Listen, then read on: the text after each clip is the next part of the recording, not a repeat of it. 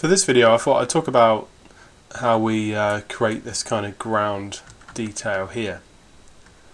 So as you can see, we've got, if we just pause the game here, you can see we've got various kind of different tiles that stick together. But if I just say turn off the lighting here and then try deleting out some of these tile elements,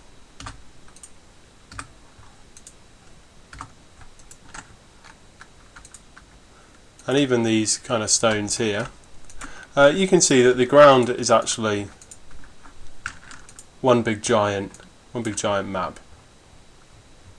So I can't even move this. So how do we actually make this terrain? You can see I've got it selected as actually a terrain. Basically the way this works is this is one big giant flat terrain. So we can set this to however big we want it to be, and it's based along the kind of grid system here. So this might be, say, if this is one tile section here, it's probably about 40 sets across and 40 sets this way. Now what the system does is it looks in each grid square and says, is there a tile placed in here?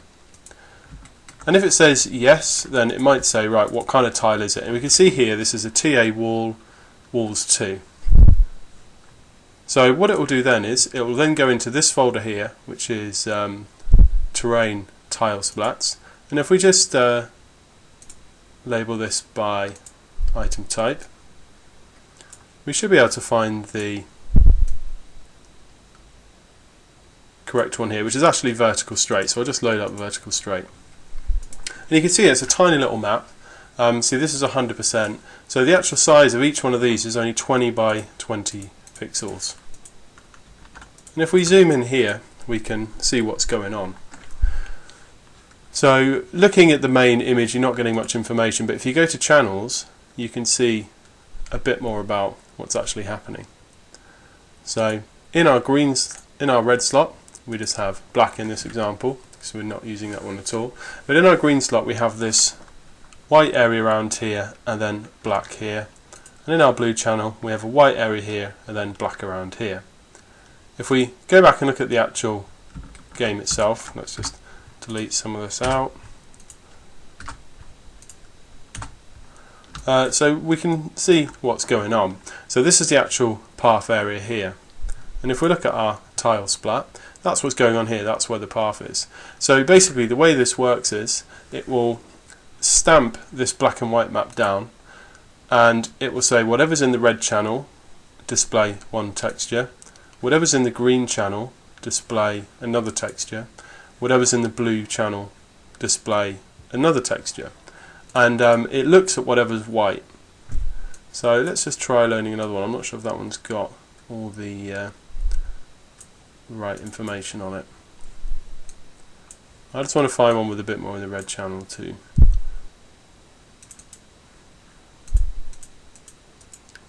There we go. Maybe this one makes it a little bit clearer. So each one of these channels is linked to a texture, and whatever's white in here will display the texture in here. So if we just select our terrain again, we'll go into here, we can see the 4 different textures this is displaying. Now at the moment the 4th one isn't really doing anything. So the 4th one, if I just jump back into here, is actually an alpha. So you can have texture 1 will display here, and anything white will show the texture. Texture 2 will display here, and anything white will show that texture.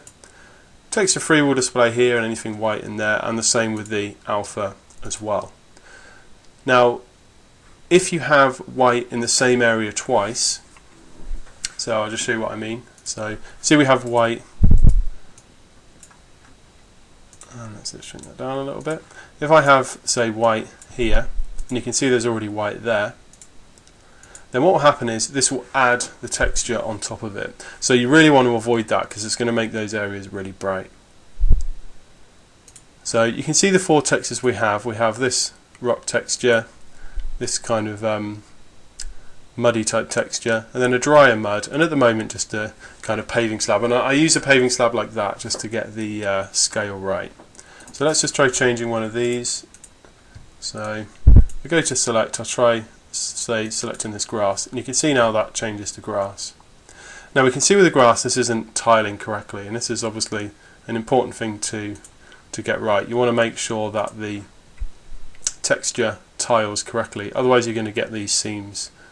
So you can even set the number of repeats, although I might not be able to do that in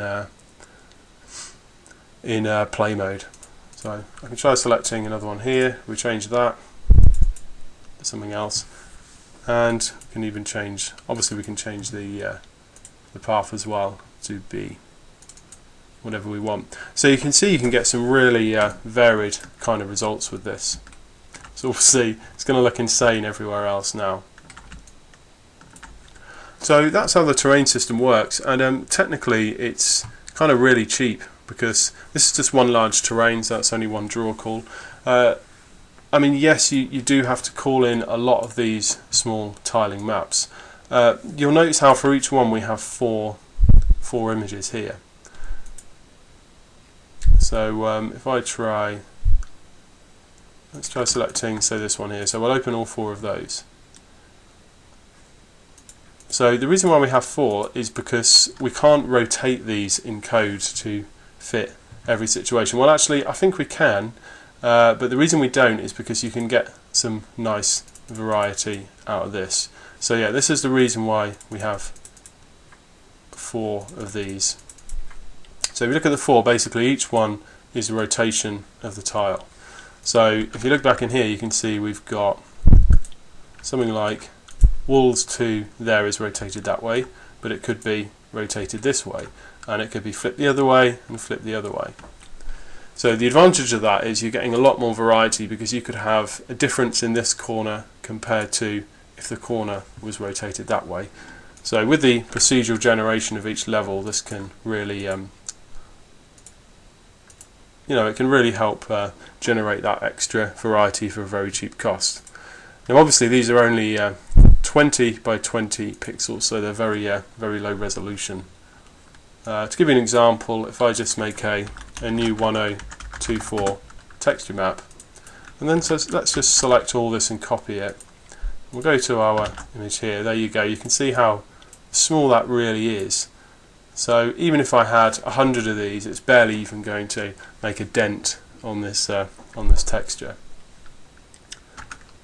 So that's fine for the tiles, but what about when it comes to something like a room?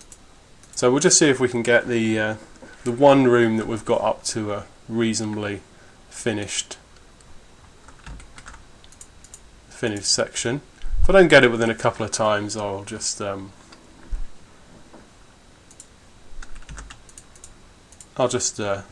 you the terrain map, and you'll be able to see what I mean.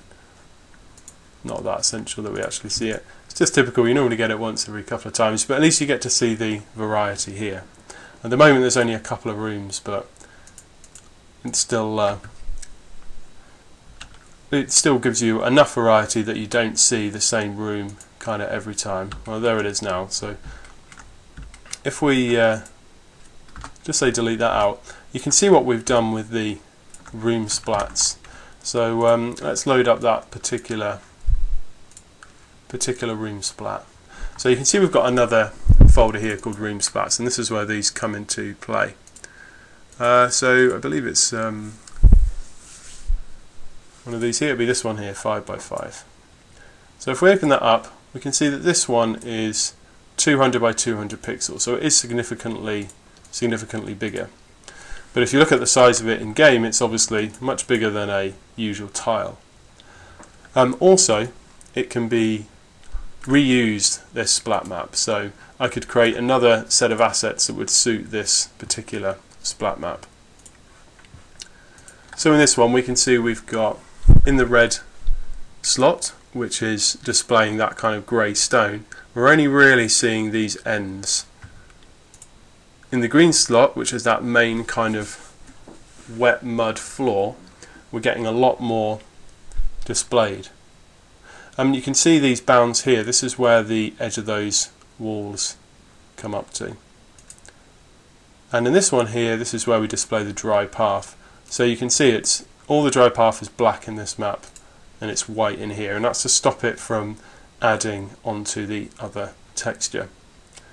And obviously, you know, we have an alpha as well for that other map, but I haven't utilised the other map for anything yet, so I'm not sure what I'm going to add for that. Like maybe some kind of grass, but that might not suit a kind of cave style environment.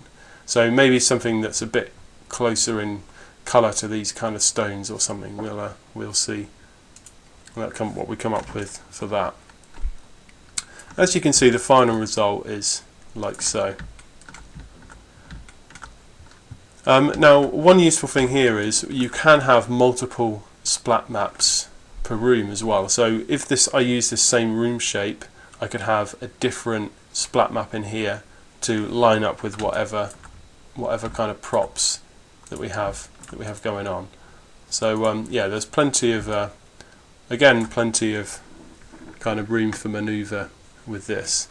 So I wouldn't say we've completely finished with the kind of floor stuff yet. Like textures could do with kind of matching up a little bit. If you come in areas like this, which is quite handy that happened to load, it probably looks a bit blotchy at the moment, I would say. So there's still a lot of room for improvement with the splat maps and the overall floor textures, but you can get an idea of how this kind of stuff works from what we have made so far.